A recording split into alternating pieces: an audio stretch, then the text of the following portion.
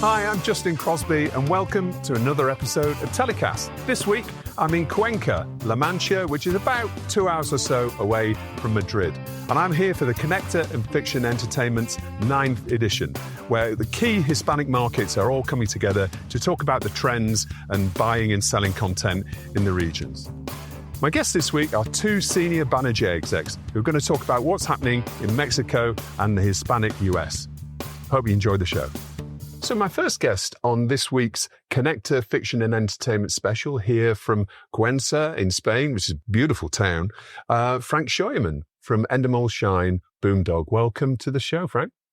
Thank you, Justin. I'm very happy to be here and feeling very well. Good. Well, glad to hear it, and great to have you on the show. Lots of things I'd like to get through. But first of all, let's talk about your company. Tell us about what you do to Endemol Shine, Boomdog, and I think you're more involved on the unscripted side, right? Yeah.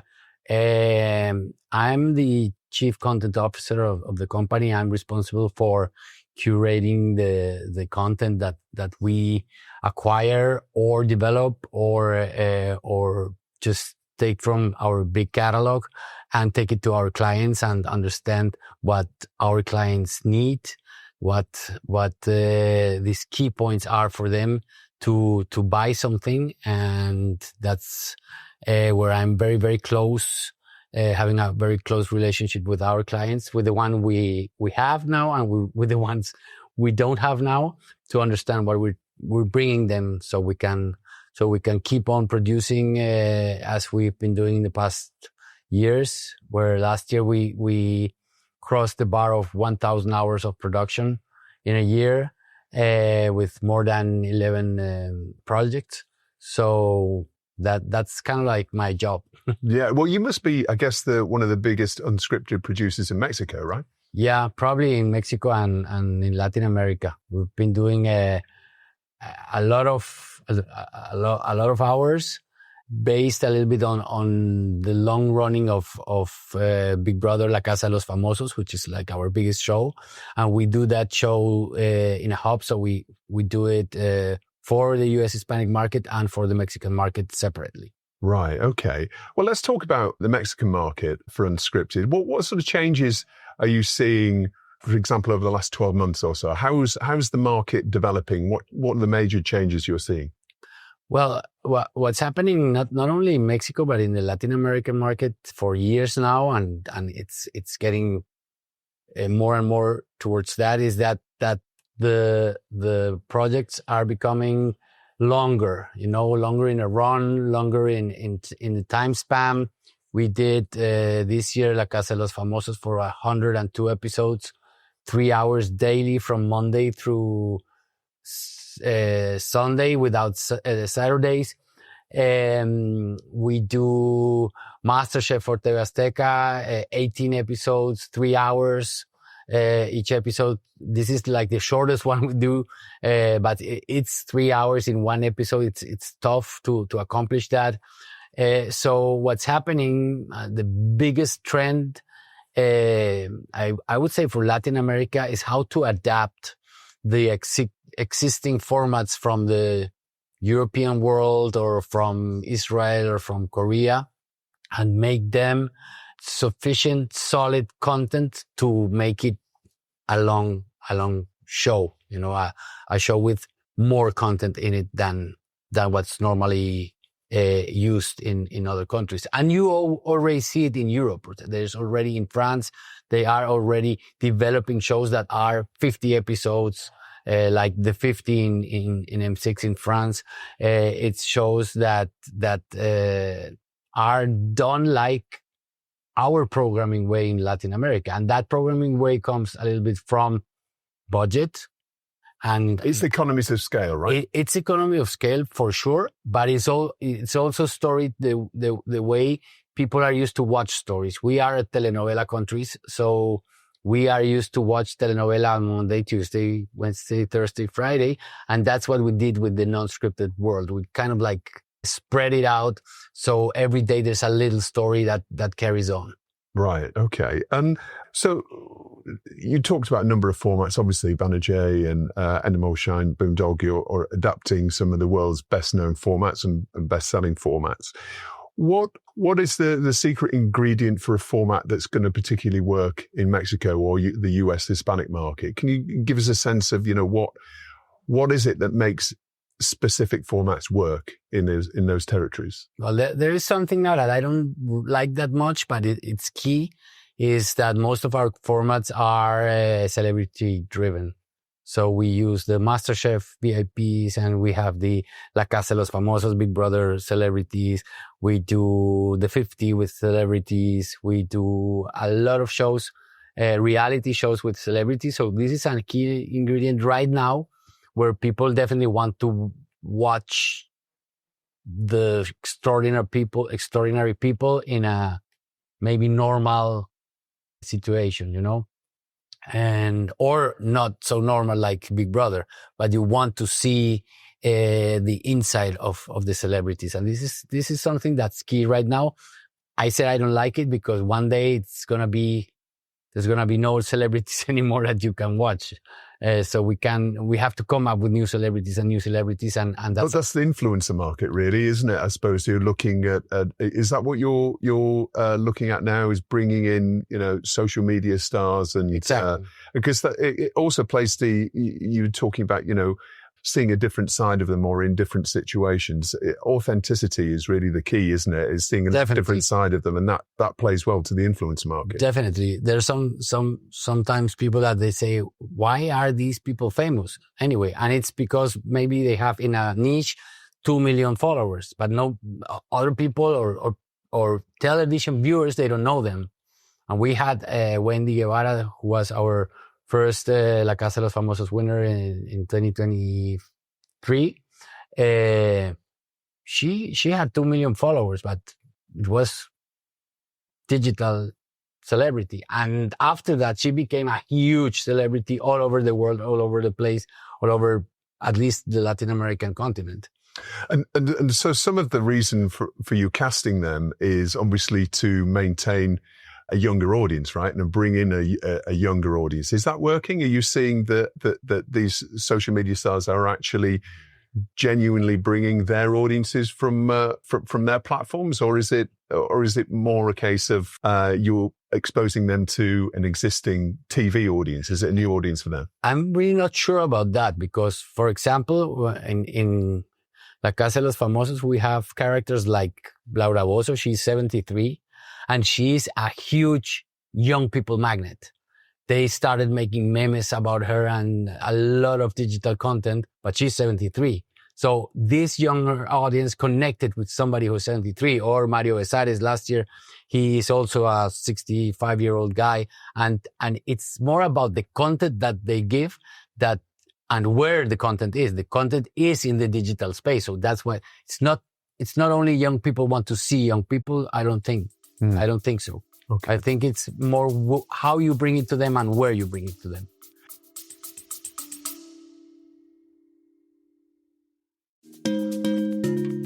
Calling all you content creators out there. Want to save time and money? You can with Tanuki, the must-have collaboration platform. Cheaper and more user-friendly than Frame.io, and quicker and more accurate than Trint, with the added benefit of speaker diarization, meaning Tanuki will remember your speakers so you only have to label them once. Plus, the built-in video conferencing tool with live streaming means you can share your content with collaborators across the world, all under one pay-as-you-go subscription. Change how you collaborate. Visit tanuki.io to find out more.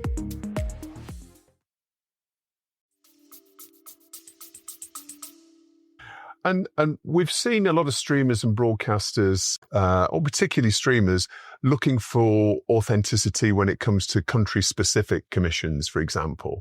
Is that something that you're seeing a lot of in the Latin American market in general? Do you think that the streamers are really, really going country-specific and really sort of tailoring their commissioning strategies to specific audiences rather than perhaps spreading a wider net over a particular region? It's definitely a trend, a trend of bringing content that can be seen in Korea or wherever with local people, with local stories. And that's definitely the way to do it. They have this local term, Yeah. but definitely there is a story. It's a different story when it's told with different people or when with the local people. There's actually a show that we are producing that was produced somewhere else. And now we're producing it with Mexican people, and it's going to be a whole different show with the same ADN. Yeah. But definitely that gives you a little bit of security for the buyers who need something to hold on, Yeah. So coming back to a little bit about social video and these new audiences, and obviously it's a huge demand and popularity for social video stars, but also social video formats and content. Is that something that you're focused on at Endemol, Scheuermann, Boomdog? Is that something that you're looking to create content specifically for social video channels? Is that something you're exploring? Completely. We have our development team is now, and we have our digital team together working specifically on the target of bringing to life digital content, and we are working on how to produce this content in a cheaper way or in a most effective way that we can really bring the brands, because it's going to be a lot with brands, content that they can afford and that is specifically done for them and that goes quicker to their clients, So this is more a branded content, rebooting brands, branded yes. TV brands with brands. I think it's the way to get there, that you get a brand to put the money for a cooking show. Yeah. Because a cooking show, wherever it is it on TV, on digital or whatever, it's a very good place to put brands on, So if you get the money from there, and then you have to be just creative. And if it's good and if it travels, it will be viral and it will be maybe bigger than something on TV, It depends obviously a lot on the characters that you put in those contents. Yeah. So you're here from Mexico. We're here at Conecta Fiction Entertainment. Tell us about what you're doing here in Cuenca over the next couple of days. Well, I was invited because Conecta started like this new division of entertainment, which is becoming more powerful and more powerful every day, more relevant for the industry. It's like the new brother is growing.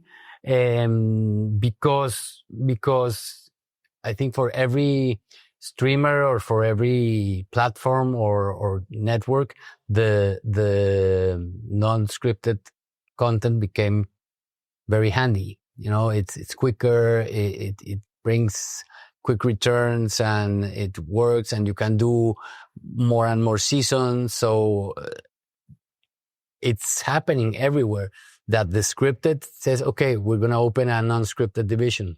And it's happening in the agencies, it's happening with the shows, it's happening with the markets, because we are becoming more and more relevant these days. And it has to do with shorter budgets or with quicker results or whatever the buyers need. Right. Okay. And you're part of a jury for the pitch here as well, I think? Yeah, I'm part of the jury for the Innova Formats competition. We saw 19 formats from different parts of the world. And today there is going to be the celebration of that. Yeah. I mean, the pitches of that. Yeah, I think there's a big prize at stake as well. I think that's there's going to be some quite a bit of funding in place. Yeah, there's some funding. I don't remember exactly the price. I think there's 1 to 3. Places 1 to 3 will have some money incentives. Fantastic. And you're also presenting to students and helping them how to pitch, right?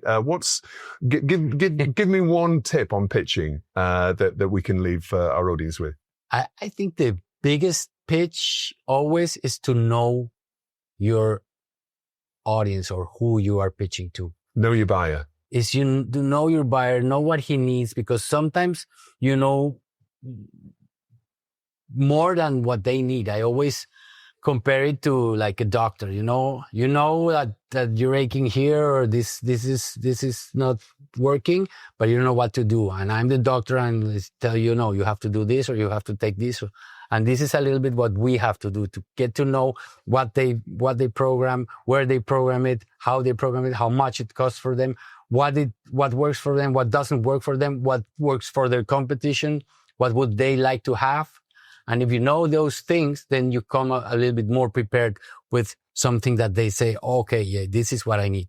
That's good advice. Empathy, understanding your buyer and knowing what their job is and what challenges they've got and helping them solve those. Exactly. Frank Scheuermann from Endemol, Shine, Boomdog. We are Banijay. Yes, great to meet you, and all the best for the rest of Conecta Fiction Entertainment. Thank you, Justin. Thank you very much for having me here, and let's see each other wherever.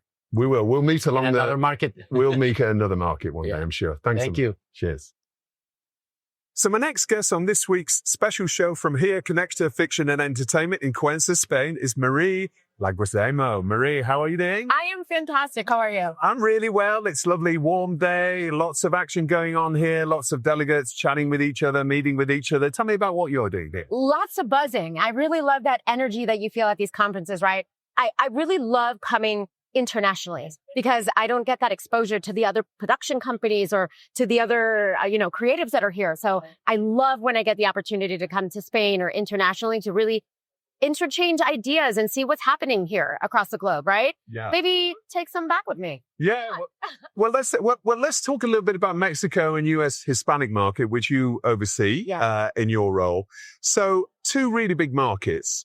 In terms of the slates that you're developing at Banijay, how do you approach that? I mean, they're obviously 2 connected markets, but very different markets. I mean, how do you develop slates for both? Do you look at those individually or as a whole? We make it a point to make sure that every one of our shows feel tailor-made, that they feel that they're for not only that territory or for that buyer or for that client. So we do have things that work for both territories that we could say, okay, well, we have this format and we're able to adjust it mildly so that it works in the US Hispanic market or in Mexico or Latin America.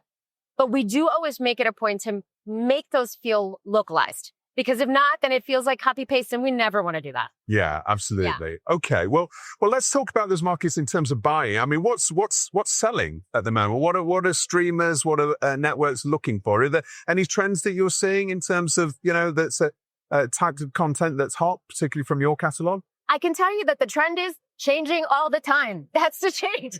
The trend is it's going to constantly change. Our job is to be in communication with our partners, with our friends, with our colleagues to understand what's happening, right? There is always a trend for family co-viewing for some reason. And I love that because that just means that families are together and families want to spend that time together.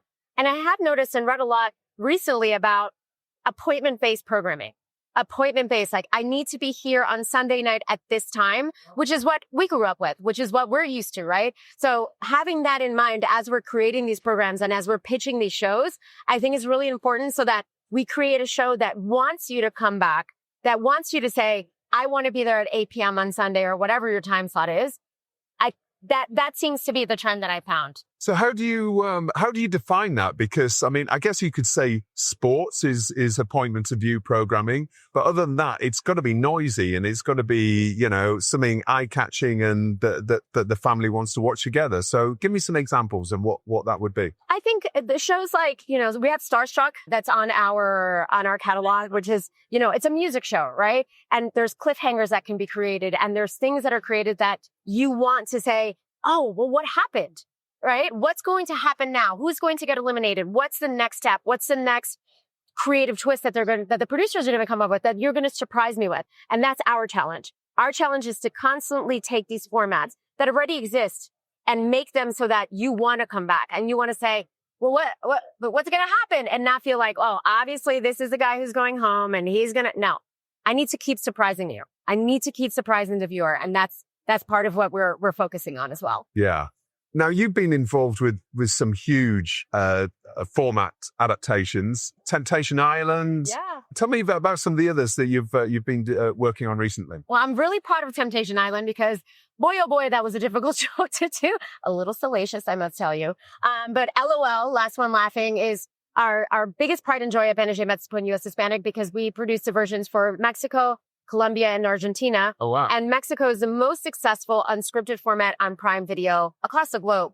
So I could not be prouder of that format, what we've taken, the evolution of what that program has become. You know, I started as a showrunner in season 2, and now I run the company that produces it. And we're now on season 7 successful seasons. Banijay has produced 13 seasons of LOL. So it's fun. You know, it just gets to be fun now. And it's going back to what I had said, surprising the viewer. You know, the format is loved. And a lot of people already know what the show is. So we're constantly having to what are we going to do now to make sure that those viewers want to stay? You know, we have LOL in our catalog, Temptation Island. We produced a show called Jalas o Rajas. It's called Crank or Tank for Prime Video as well. We had 2 successful seasons. It was an original that came out of my office, and I'm so proud of that as well. So, and more to come. We have a lot more to come and a lot more announcements later this year. All right, fantastic. And so tell us about what you're doing at the market. I mean, obviously you're doing lots of meetings. Are you in part of any juries, or are you presenting anything? Are you on stage, or what? Tell me what you're doing. I'm being nosy is what I'm doing. I just want to know what's going on. No. I'm very excited to announce that I'm on a panel on Thursday for women and women in this industry. I'm always such a proud advocate to be a woman in this industry, to be a woman leader, and to pave the way for the next generation. That's what Banijay is about for me, where Banijay Mexico and US Hispanic is about for me. And that's what my role is for me, right? To not just thrive on the successes, but also thrive on knowing that I'm opening the doors for so many people that are coming behind me. So just, I mean, while you were talking, I was thinking about your role. I mean, it's a big role, isn't it? I mean, if you think about the populations of the US Hispanic market and Mexico as well, I mean, I don't know what it is, but it's got to be getting towards 100 million or something like that. There's a lot of us, right? Yeah. There's a lot of US Hispanics in US. Which is, I mean, is there anything that you would say that particularly resonates with those markets? You know, is it that's particular to those markets that might not particularly work in other territories around the world? 100%. I think US Hispanic, and me being a consumer of US Hispanic, being a US Hispanic in the United States, I understand it so well. I understand that we are not just one pot of people. We are a plethora of different people that need to be represented constantly. It can't just be, oh, well, you know, it's a Hispanic show, so we're just going to make it Latino and blah, blah. No, it doesn't work that way. It's always making sure that you're representing each one of those voices, each one of those territories that represent what is the melting pot of the United States. That's why that works so well there, right?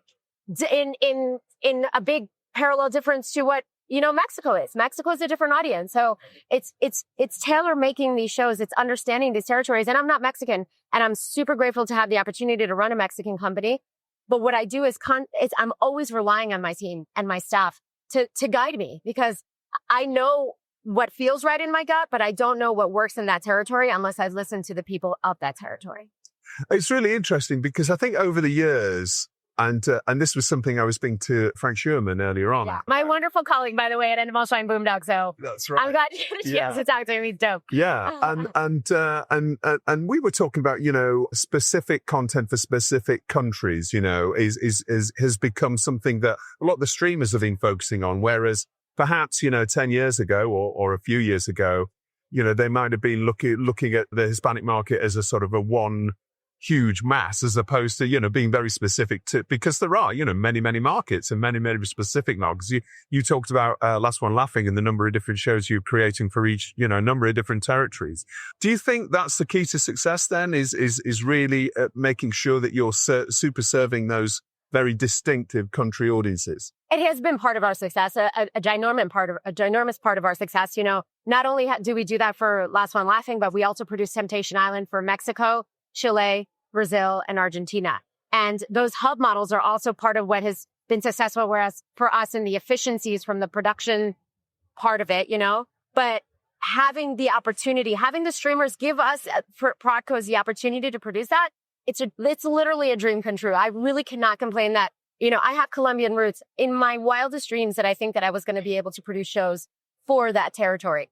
I have Argentinian friends. In my wildest dreams that I think I was going to be producing a show specifically for Argentina and that it's successful and it works. Yeah. So it's wonderful that the streamers are giving us that opportunity and giving the viewers the opportunity to see the shows that they love feel like they're theirs. Yeah. Yeah. And so tell us about, you've got a new show called Star Crush, I believe. I do. Tell me about that. Star Crush is our newest show.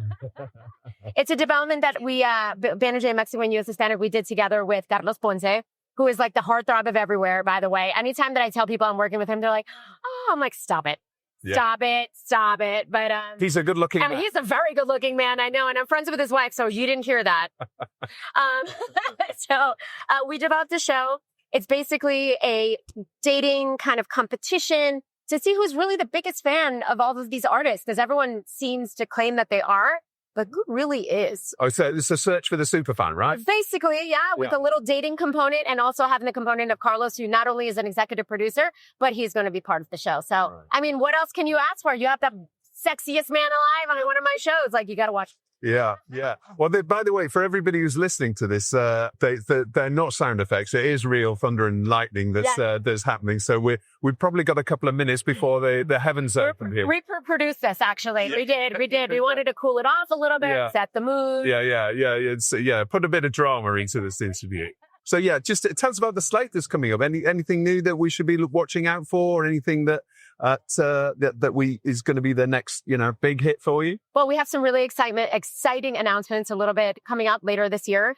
We've tapped into our Banijay catalog, so we have some shows that we are now currently localizing for the territory. So we're working on that. Yeah. And I have a couple of new developments I'm going to be announcing soon. So I'm pretty excited about that, but lots of really cool, fun stuff. All right. Well, I think we're getting rained. Yeah. And I can tell I'm not going to tease any interesting news lines here from you.